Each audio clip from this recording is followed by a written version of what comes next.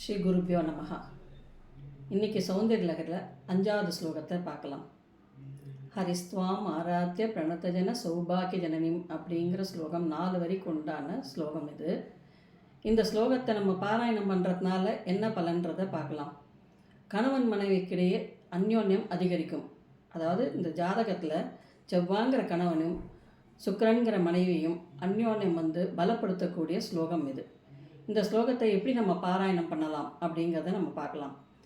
ஒரு வெண்பொங்கலை பண்ணி சுவாமிக்கிட்ட வச்சுட்டு அதை கிழக்க நோக்கி உட்காந்து இந்த ஸ்லோகத்தை 8 நாளைக்கு, ஒரு நாளைக்கு குறைஞ்சபட்சம் 200 தடவையாவது சொல்லணுமா, 200 தடவையாவது 8 நாளைக்கு தொடர்ந்தாப்புல இந்த ஸ்லோகத்தை பாராயணம் பண்ணி அந்த வெண்பொங்கலை அந்த தம்பதிகளுக்கு பிரசாதமாக சாப்பிட சொல்லி கொடுக்கணும்.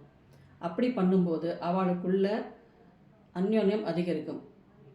கூடவே எல்லாரையும் நமக்கு சாதகமாக்கக்கூடிய தன்மையும் ஏற்படுத்தி கொடுக்குங்கிறது சர்வ நிச்சயம். இதுக்கு துணையாக குங்குமமும் உதவி பண்ணும்.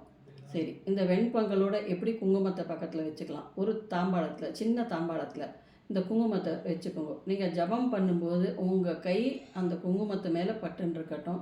கண் பார்வை வெண்பொங்கலை பார்க்கட்டும். அவ்வளோதான்.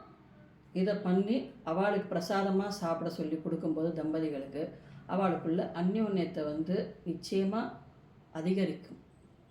இது கலியுகத்தை பிரத்யட்சமாக நடந்த ஒரு சம்பவம் இது. அதனால் நீங்களும் இதை அனுஷ்டிங்க.